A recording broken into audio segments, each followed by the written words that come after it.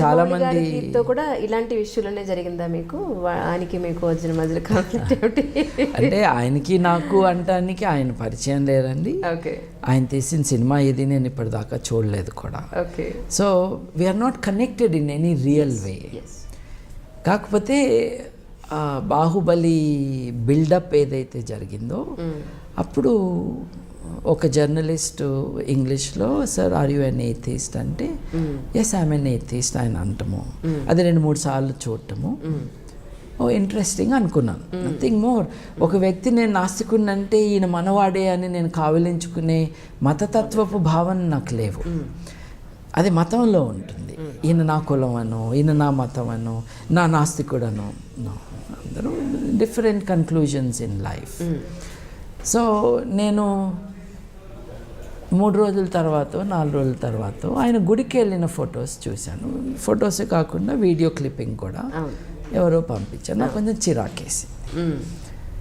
ఆయన గుడికి వెళ్ళినందుకు చిరాకేలా, అది ఆయన హక్కు. ఆయన గర్వ్సే కహో హమ్ హిందూ హై అని ఆయన అంటే నాకేం అభ్యంతరం లేదు.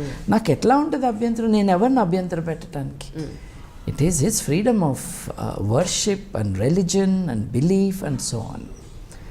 నాకు చిరాకు ఎందుకు వేసిందంటే నువ్వు 3 రోజుల క్రితం నాస్తికుడిని అన్నావు అని, అంటే నాలాంటి వాళ్ళని బద్నాం చేస్తున్నావు నువ్వు అని. ఇప్పుడు రేపు నన్ను అంటారుగా, నువ్వు నాస్తికుడిని అంటున్నావు, నువ్వు గుడికి వెళ్తావా అని అడుగుతారు. అందుకని నాకు అబ్జెక్షన్ అనమాట. Okay. So you be true to the definition of the word. నేనున్నాను, నిజానికి నేను గుడికి వెళ్తాను, ప్రార్థనకు కాదు. ఆ గుడిలో సౌందర్యాన్ని చూడటానికి, శిల్పకళా సౌందర్యాన్ని. నేను తిరిగినన్ని మసీదులు, చర్చిలు, గుళ్ళు, దేవుడి మీద నమ్మకం ఉన్న వాళ్ళు కూడా తిరిగి ఉండకపోవచ్చు.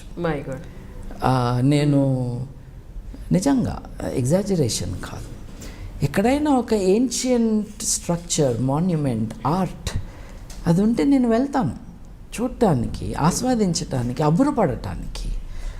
See, religious belief and other beliefs have had such power on human creativity and skill that it developed these marvelous examples of what the human is capable of. ఇదంతా మన వారసత్వమే. So we must celebrate it. కొబ్బరికాయ కొట్టను, పూజ చేయను అనేది తప్పిస్తే ఎక్కడైనా హిందువులకు మాత్రమే ప్రవేశం అంటే నేను లోపలికి వెళ్ళను. I remain out side. I'm a visitor, I'm a guest. Okay. ఎంతవరకు ఆ రూల్ పర్మిట్ చేస్తుందో అంతవరకు వెళ్ళటానికి నాకు కుతూహలం, ఉత్సాహం ఉంది. ఇప్పుడు సోమనాథ్ దేవాలయం దగ్గర నుంచి అన్ని దేవాలయాలకి నేను వెళ్ళాను. సార్, అయ్యప్ప స్వామి దేవాలయానికి వచ్చి ఒకానొకప్పుడు, అంటే ఈ మీడియా ఇంత ప్రోపగండా చెయ్యని రోజుల్లో, ఒక 20 ఏళ్ల క్రితం మాట, నిజంగానే అయ్యప్ప స్వామి ఆ జ్యోతి అలా ఆకాశంలో ఎవరూ పంపించకుండా దానంతటా అదే వస్తుందని ఒక గుడ్డి నమ్మకం అనండి, లేదంటే అలా ప్రచారం జరిగిందనండి. చాలామంది ఆ జ్యోతి చూడడానికే వెళ్ళేవారు. కరెక్ట్గా చెప్పాలి, అది జ్యోతి అందరికీ కనిపించదు, అది కొంతమందికి కనిపిస్తుంది, నియమనిష్టలతో వాళ్ళకి కనపడుతుందని కూడా చెప్తూ ఉండేవాళ్ళు.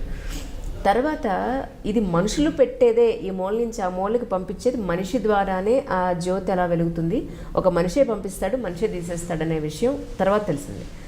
ఈ విషయంలో నిజంగానే మనిషి పంపిస్తారంటే మీ వాదన ఏంటి ఇందులో? యాక్చువల్లీ ఈ గుడితో ఒకటి కంప్లీట్ చేసేద్దామండి. ఇప్పుడు నేను గుడికి వెళ్తాను, నేను అదే అంటున్నాను. I go there to admire what is there. Rajamouli garu చొక్కా తీసేసి వస్త్రం కప్పుకుని లాంఛనాలతో గుడిలోకి వెళ్ళారు, అంటే ప్రార్థన చేయటానికి వెళ్ళారు. అలాంటప్పుడు నాస్తికుణ్ణి అని చెప్పుకోవద్దు అని నేను అంటున్నాను. ఎందుకు అని అంటే మాలాంటి వాళ్ళకి అపవాదం వస్తుంది. ఇప్పుడు మేము వెళ్ళాం కదా, ప్రార్థన చేయటానికి వెళ్ళాం కదా. ఇప్పుడు నేను వాస్తుని నమ్మను, మీరెవరు చూడనప్పుడు నేను వాస్తు పండితుడికి డబ్బులు ఇచ్చి నేను చేస్తే నేను అన్నదానికి వాల్యూ ఉండదు కదా. అట్లానే ఇది బాగాలేదు, ఇది పద్ధతి కాదు అని చెప్పటం అనమాట. Beyond that nothing else. ఆయన అయన్ ర్యాండ్ ఫాలోవర్ని, I'm very influence by her అని కూడా అన్నారు.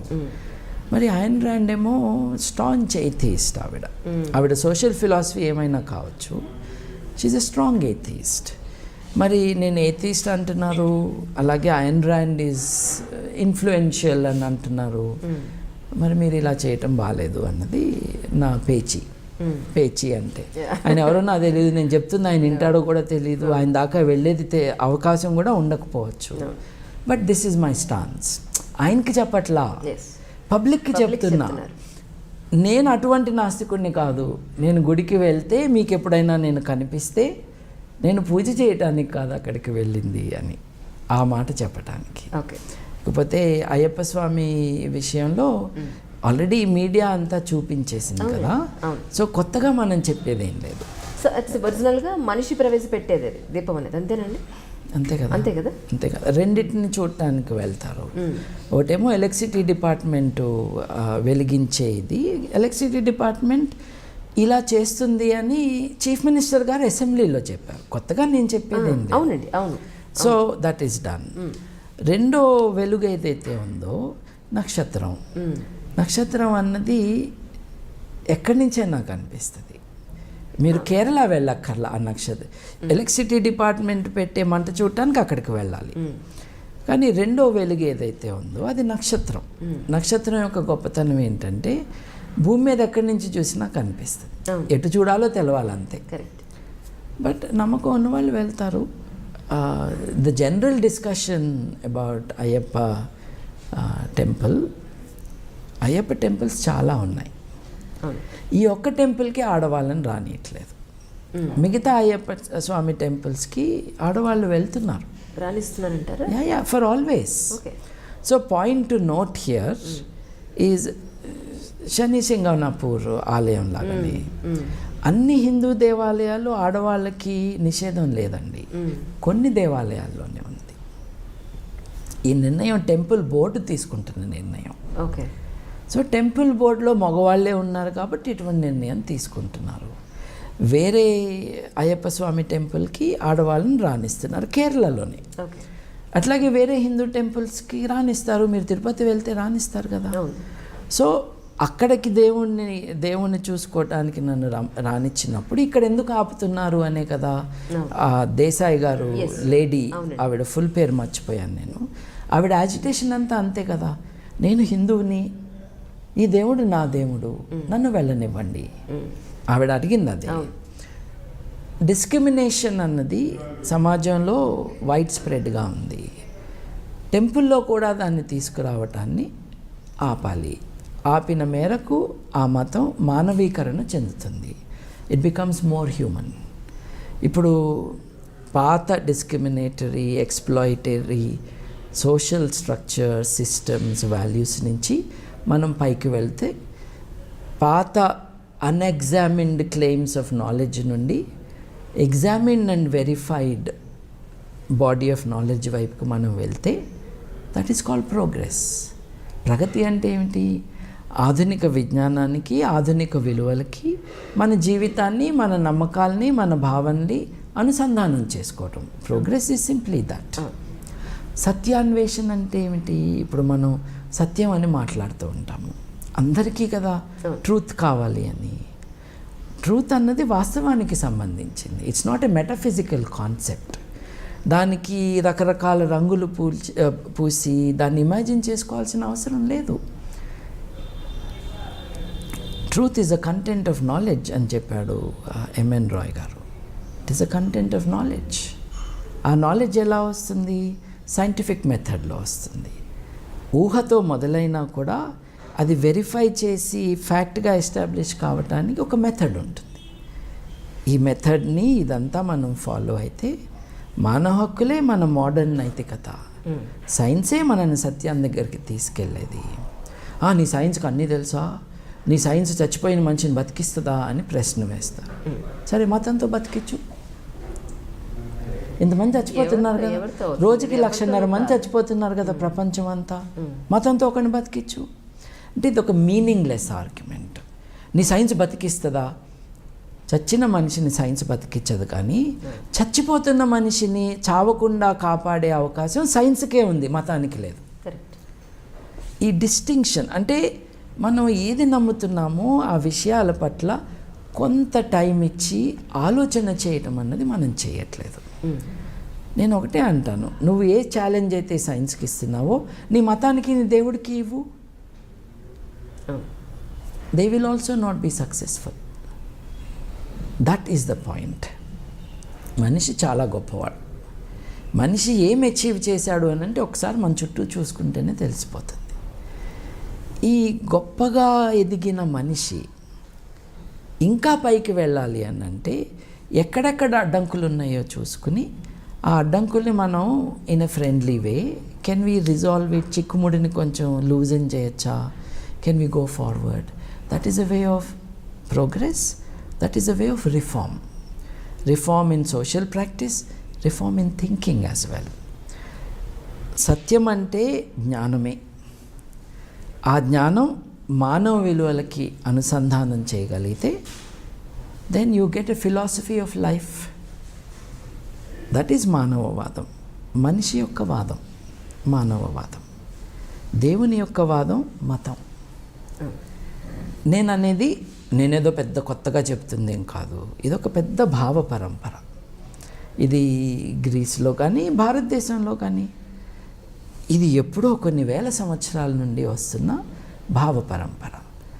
అది మన హెరిటేజ్, మన వారసత్వం. ఇది human centred way of thinking and action and social institutions built around the human. అంటే ఇదేంటి, మీకు నాస్తిక సొసైటీ కావాలా అని కొంతమంది సడన్గా అడిగేస్తారనమాట. అంటే వాళ్ళకి భయం వేసింది నేను చెప్పింది. మానవ హక్కులు లేనిది మానవవాదం లేదు. నువ్వేమి నమ్ముతావో చెప్పేది మానవవాదం కాదు. నీకు నువ్వు ఆలోచించుకోమని చెప్పి దానికి స్వేచ్ఛ కావాలని చెప్పేదే మానవవాదం. ఇప్పుడు ఎంతసేపు మానవవాదులను చంపుతున్నారే కానీ మానవవాదులు ఎవరిని చంపట్లేదే. అంటే వీళ్ళేదో కట్టడి చేస్తున్నారు, వీళ్ళకేదో నియంతృత్వం కావాలని ఉంది అని అనుకుంటూ ఉంటారు. అంటే ఒక రకంగా వాళ్ళు అనుకున్న భయానికి కొన్ని బేసిస్ ఉన్నాయి. ఏమిటి అని అంటే కమ్యూనిస్టు నిరంకుశత్వ పాలన, కమ్యూనిస్టు నియంతృత్వం అన్నది ప్రపంచవ్యాప్తంగా మనం కొంతకాలం చూసాం. ఆ కమ్యూనిజం మానవవాదం కాదు, అదొక పొలిటికల్ ఐడియాలజీ. ఇప్పుడు వాళ్ళు నాస్తికులు అన్నమాట నిజము చాలా వరకు, కానీ వాళ్ళు మానవవాదులు కాదు. మార్క్స్ మానవవాది, కానీ కమ్యూనిస్ట్ పార్టీతో ఒక నియంతృత్వం తీసుకొచ్చి దాన్ని నడపాలి అని చేస్తున్న ప్రయత్నాలు మానవవాదంతో ఎలా పొసుగుతాయి? It's not linked at all.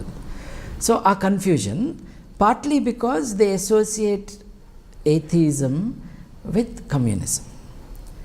Communism class divisions వాటి గురించి, అలాగే ఒక వర్కింగ్ క్లాస్ ఎట్లా అధికారంలోకి రావాలి, డిక్టేటర్షిప్ ఆఫ్ ప్రొలెటేరియట్ కావాలి అంటున్నారు, మళ్ళీ నియంతృత్వమే కావాలంటున్నారుగా.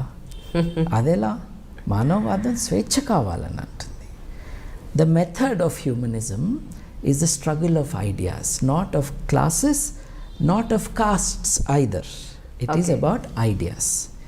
మానవ పురోగతి, మానవ ప్రగతి అన్నది భావాల సంఘర్షణ ద్వారా మనం పైకి వెళ్తాము అని చరిత్ర చెబుతుంది. అలాగే జరుగుతుంది కూడా. కమ్యూనిజం ఫెయిల్ అయింది ఎందుకు అంటే దాని థియరీలో పసలేదు కాబట్టి, వాస్తవానికి సంబంధం లేదు కాబట్టి, స్వేచ్ఛ మీద ఆధారపడి బిల్డ్ చేసిన సిస్టమ్ కాదు కాబట్టి. అందుకనే కమ్యూనిజంలో ద స్టేట్ విల్ విదర్ అవే అని అన్నారు. అంటే రాజ్యం వెళ్ళిపోతుంది అని. వెళ్ళలేదుగా, ఇంకా గట్టిగా ఉంది రాజ్యం. అసలు రాజ్యం వెళ్ళటం ఏంటి? ఎందుకు వెళ్ళాలి రాజ్యం?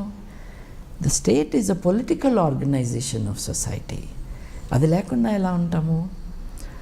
మీరు ఇందాక నన్ను అడిగారు చూడండి, రాజకీయాల పట్ల ఇంట్రెస్ట్ ఉందా అని. I'm interested in the politics of freedom, not in the politics of power. Politics of ఫ్రీడమ్లో the widest diffusion of the power of the state is important. అంటే మనిషి యొక్క సావరెనిటీ, సర్వసత్తాకత ఎలా ఉండాలి అంటే ఒక డైలీ కంటిన్యూవల్ రెఫరెండం లాంటి సిచ్యువేషన్ ఉండాలి. Everyone should decide. ఎందుకంటే నా తరపున ఇంకెవరో ఒక నిర్ణయం తీసుకుంటారు అని అంటే అది ఘోరం అయిపోతుంది. We should be able to exercise our sovereignty on a regular basis. స్విట్జర్లాండ్లో ఇంపార్టెంట్ థింగ్స్ అన్నీ కూడా ఒక రెఫరెండం ద్వారా జరుగుతాయి. మోడర్న్ టెక్నాలజీని హార్నెస్ చేసి ఒపీనియన్ పోల్ లాంటి డెసిషన్ మేకింగ్ కూడా చేయొచ్చు వాళ్ళ. For that we need people to be educated in democratic values. మన సమాజంలో డెమోక్రాటిక్ వాల్యూస్ అన్నవి ఫర్మ్గా ఎస్టాబ్లిష్ కాలేదు. అవునండి. అందరూ ఏమనుకుంటారు, డెమోక్రసీ అంటే మనం 5 ఏళ్ళకోసారో 4 ఏళ్ళకోసారో, అమెరికా అయితే ఎంతమంది ఉన్నారు ఈ సైడ్న, ఎంతమంది ఆ సైడ్ ఉన్నారు లెక్క పెట్టేస్తే డెమోక్రసీ అని. No, that is the mechanism of democracy. What is the essence of democracy?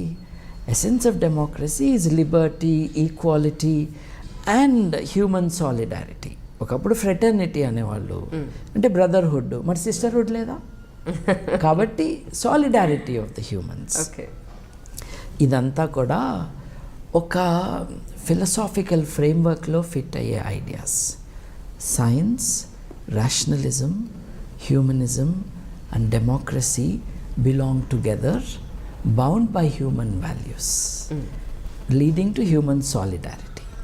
వీటిల్లో ఒకటే నాకు కావాలి మిగతాది వద్దు అని అనుకున్నప్పుడు ఇవాళ కన్ఫ్యూజన్స్ ఉంటాయి. ఇప్పుడు అన్నిటికంటే పెద్ద ప్రజాస్వామిక దేశం అని అంటున్నాము, మరి మనం హ్యూమన్ రైట్స్ ఇండెక్స్లో ఫస్ట్లో ఉండాలిగా. 146లో ఎందుకున్నాము, 150లో ఎందుకున్నాము, ఆఫ్ఘనిస్తాన్ పక్కన ఎందుకున్నాము? బికాస్ డెమోక్రాటిక్ కల్చర్ అన్నది ఎస్టాబ్లిష్ కాలేదు, అలాగే సైంటిఫిక్ కల్చర్ అన్నది ఎస్టాబ్లిష్ కాలేదు. చేయొచ్చు, వేరే దేశాలు చేసినాయి. ఒకప్పుడు భారతదేశంలో సైంటిఫిక్ కల్చర్ కొద్ది మందిలో మనం చూసాం. అది యూనివర్సల్గా చేస్తే మన దేశాన్ని ఎవరైనా ఆపగలరా? కరెక్ట్. ఇప్పుడు 134 కోట్ల మంది ఉన్నాము. వాళ్ళల్లో 65% మంది 35 ఏళ్ల కంటే చిన్నవాళ్ళు. అంటే ఈ దేశంలో 65-70 కోట్ల మంది బిలో 35 ఉన్నారు. They are the youth of the world, not of this country. వీళ్ళందరికీ ఆలోచన శక్తి ఇచ్చి, సైన్స్ ఇచ్చే స్ఫూర్తిని, జ్ఞానాన్ని ఇచ్చి, democratic values in a real spirit వాళ్ళకి ఇంట్రడ్యూస్ చేస్తే ఈ దేశాన్ని ఎవడూ ఆపలేడు. ఆ work is a renaissance work, పునర్వికాసం. ఈ పునర్వికాసంలో Indian society will rejuvenate itself, base itself on facts and dream of freedom and guarantee those freedoms by rights. Underpinning them is human values.